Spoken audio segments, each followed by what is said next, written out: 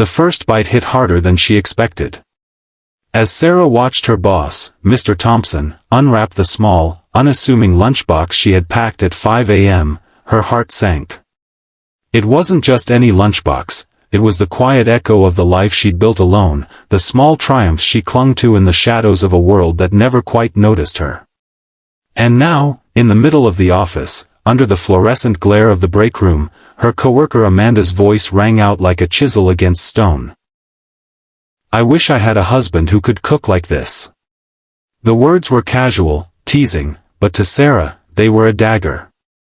Sarah had always been invisible at work. She arrived early, left late, and carried the weight of a quiet life filled with little victories that no one saw. Cooking had been her solace, the way she whispered love into every meal, imagining that someone, anyone, might someday taste it and understand the depth of her care. She had no husband, no family waiting to savor her creations. But she had pride in the small joys she crafted: perfectly seasoned chicken, rice cooked to fluffy perfection, and a salad drizzled with just the right balance of dressing. Every ingredient was a love letter she never sent. If you believe in kindness, second chances, and the unseen acts of love that change lives, go ahead and like, comment, share, and subscribe now, because this story is about exactly that. Amanda, always loud, always thriving on attention, had plucked Sarah's lunch from the office fridge without asking. She placed it in front of Mr. Thompson with a smirk, knowing Sarah would blush and shrink back. And yet, what happened next changed everything.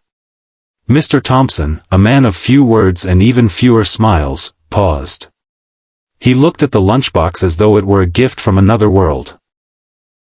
He lifted the lid and inhaled deeply, closing his eyes for a moment as if the aroma transported him somewhere he had forgotten. "I don't mean to eavesdrop," he said finally, "but whoever made this, it's incredible." "Who is it?" Amanda shrugged, not wanting to share, her earlier glee faltering. "It's Sarah," Mr. Thompson said firmly, smiling at Sarah for the first time in months. Sarah felt heat rise to her cheeks, but it was not embarrassment. Something inside her stirred, fragile and alive.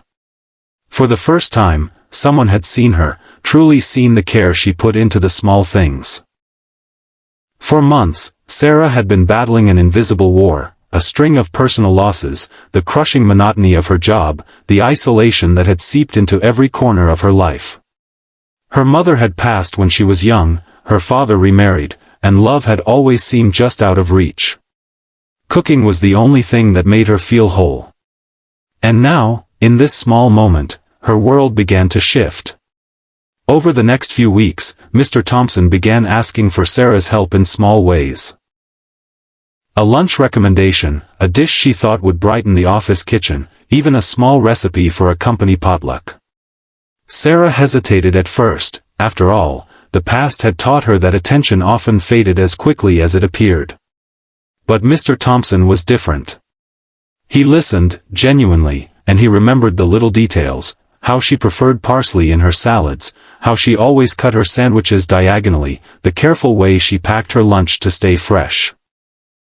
Sarah realized that someone finally noticed the care she had always poured into her life. Amanda, who had thought she was the queen of attention, began to feel the sting of envy. Her teasing seemed hollow now, replaced by an unexpected respect for Sarah. And Sarah, for the first time in years, allowed herself to feel proud, not just proud of her cooking, but proud that her quiet strength, her resilience, had been recognized. She began to bring small joys into the office intentionally. Homemade cookies for the staff, fresh lemonade on hot days, a plate of her mother's special spiced bread that no one else had ever mastered. Each gesture was met with gratitude, smiles, and sometimes awe. One late afternoon, as Sarah was cleaning up the break room, Mr. Thompson approached her with something unusual, a small box tied with a ribbon. "I wanted to thank you," he said softly. Inside was a brand new set of cooking knives, engraved with her initials. Sarah's eyes filled with tears. For the first time, she realized that love, recognition, and appreciation didn't always come in grand gestures, they often arrived quietly, in ways that touched the soul. Sarah's life began to change, slowly, beautifully. Her confidence grew, she found her voice in meetings, and she even started to consider the possibility of love, not because someone else had said she deserved it, but because she finally saw it herself. The world, which had always seemed indifferent, suddenly felt full of possibilities. Amanda, humbled by the shift, apologized one day, her own insecurities laid bare. And Sarah, with a smile, forgave her. Life had taught her that kindness often returns when least expected. If this story touched your heart, please take a moment to like, comment, and share it with someone who needs a reminder that small acts of care can ripple into incredible change.